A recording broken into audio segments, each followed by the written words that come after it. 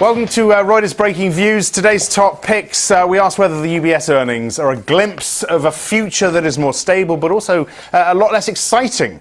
And we'll hear why Breaking Views reckon the phone hacking report isn't as bad as it sounds. I know that was kind of yesterday's story, but we wanted to get your take. Not over yet. The Breaking View, it's not over yet. We wanted to get the Breaking Views take on it as well. I mean, you've got some Times people sitting with you over there anyway, haven't you? So it's always good to hear what they have to say. Right, let's talk about UBS first. Shares are up 6%. Peter Tarl-Larsen is pretty impressed, it seems, with this.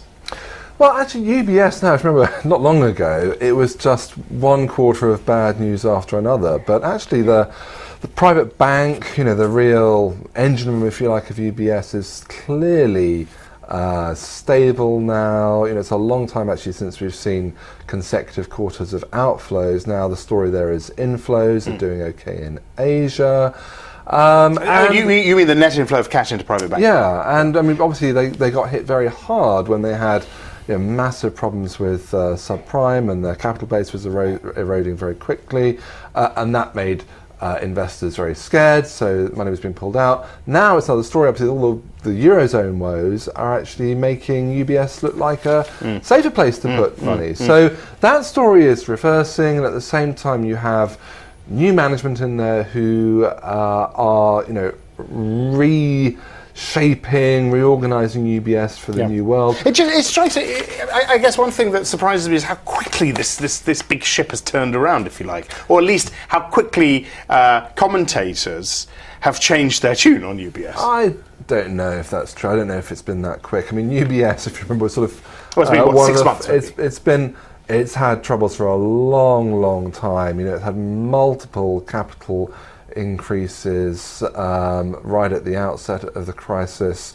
It's actually only relatively recently, post the appointment of Sergio Motti, that people are starting to say, look, maybe it's turned a corner. And it's been helped in a sense by the rather more onerous Swiss capital rules. It's got to get to a core capital ratio of about 10%. So it's actually ahead of the pack, if you like, in adjusting to a higher capital, low return world, because it's been sort of pushed there by the Swiss regulators. But look, it's all going in the right direction. The outcome is going to be a much more boring institution than used to be the case, but hopefully a bit safer. Okay, Murdoch, I want to get your take on this.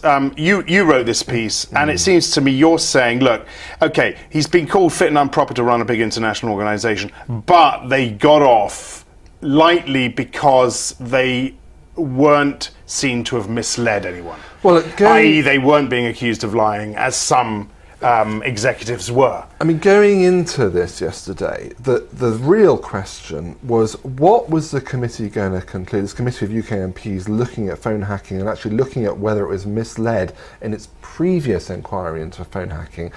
One of the really big issues was, what were they going to conclude about what James Murdoch knew back in 2008? Because if you remember, he's been accused of being told that phone hacking was rife in a key quarter of an hour meeting. And he got off with it. He got away with that. Well, they didn't conclude that his story was actually right. They didn't necessarily endorse that, but they didn't actually say that it was wrong either. They didn't say that he was misleading them, and they didn't say that Rupert Murdoch was misleading him. That actually was a big win for James and Rupert, because it could have been disastrous. Sure. I think the big, it's not for me to editorialise, but I think the big lose is the way the media has picked up on this fit and unproper tag.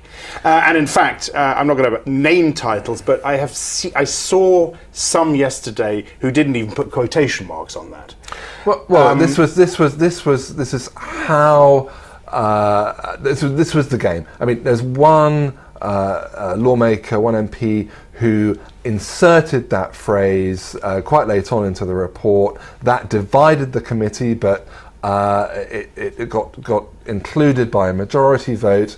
And of course, because in the UK the newspapers can print whatever comes out of these parliamentary committees, it was leapt on and seized and put everywhere, and that was the intention. And look, and in many senses, Rupert Murdoch is not fit to run News Corp. Look at the way he has disregard for independent shareholders' concerns about his strategy. He said that himself. Yeah, no, sure. When he was discussing the UK newspapers, he said that his shareholders wanted them to sell them. He loves them, he said. So, you know, it's not that the tag isn't accurate, but in this context, of course, it was used in the context of a game that plays out between politicians and the press in the UK. Okay, Chris, many thanks. That's it. If you want to watch our US show every day, 12:30 Eastern, 17:30 London time, I'm Axel Threlfall. This is Reuters.